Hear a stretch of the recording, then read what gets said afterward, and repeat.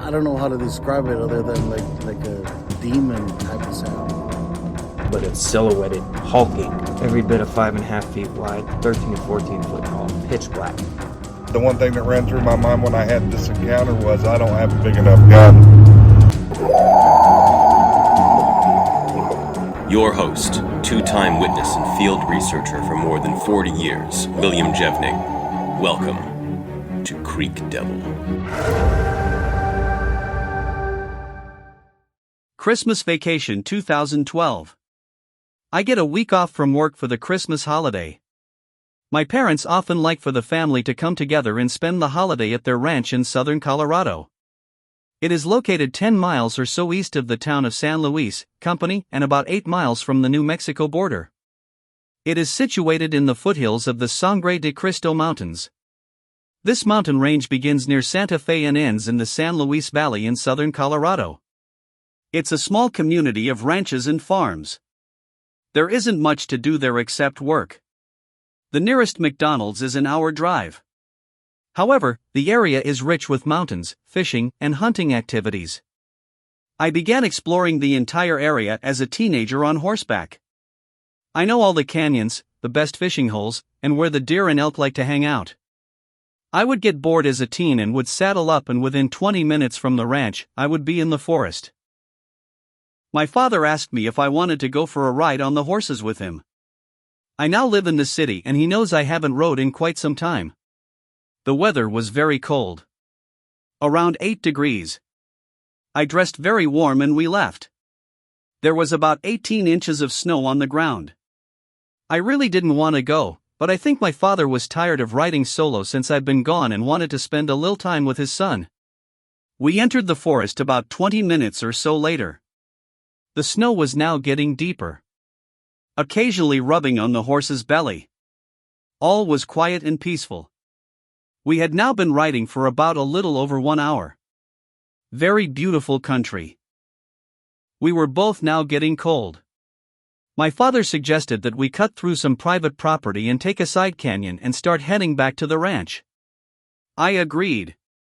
This was the quickest way back to the ranch, and the poor horses were tired and had been fighting a lot of deep snow. We dropped into the canyon and began heading down it. My father was ahead and I was behind 12 or so feet. The snow was extremely deep, almost to the horse's chest. To the left of us in the canyon, the sun melted a good-sized patch of land and it was completely dry. This area is filled with game and we hadn't seen anything. I kept a close eye on that dry area as we were passing through. I thought I had seen a deer. I got my father's attention and said, "I think I see a buck." So we stopped and sure enough it was a nice timber buck. He was standing completely still and well aware of our presence. Then we began to see more of them. I was amazed on how well they camouflage. Here's where the ride gets interesting. As I was enjoying the wildlife, my father said, "There is someone watching us on the mountaintop." I turned and asked where. "He's moving," my father said. "Dad, where?" We both know this area extremely well and there was no way in hell that anybody would or can even get up there. Just too much snow. My father pointed to the top of the mountain and said, "In between those trees." Then I saw it. It was huge. My father then said, "That's not a man." He was now starting to freak out.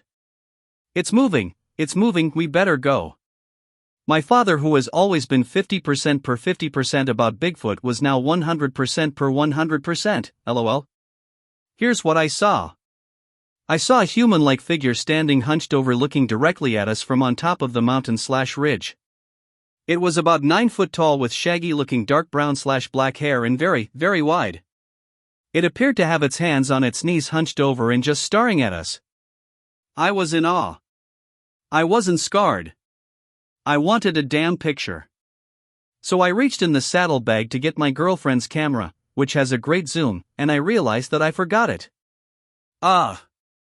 Still to this day I am kicking my own ass for that one. My father was still freaking and wanted out of there, so we continued to press on. I never took my eyes off of it. I never saw it move. However, my father insists that it was moving before I turned the horse and finally saw it. As we rode down the canyon, we caught the only road going up the canyon. No tire tracks for quite some time. Which we already knew. I was now 100% certain that no other humans but us were up there. I asked my father if it could have possibly been a broken tree stump. He said, it's possible. However, he claims it was moving and there was no wind that day. What do I think? Well, since I never saw it move and did not have a camera to zoom in on the subject, I am 50-50ths. 50% of me says it was a squatch and the other 50% says it was a tree stump. It was in a clearing about 700 to 800 yards away. I just don't know what we saw that day. Thanks for listening to this episode of Creek Devil. If you or anyone you know has had an encounter with these creatures, please contact us at williamjevning@yahoo.com. That's William, Jevning, @yahoo.com. All communication is confidential. Join us for another program next week. And until then, keep your eyes open out there.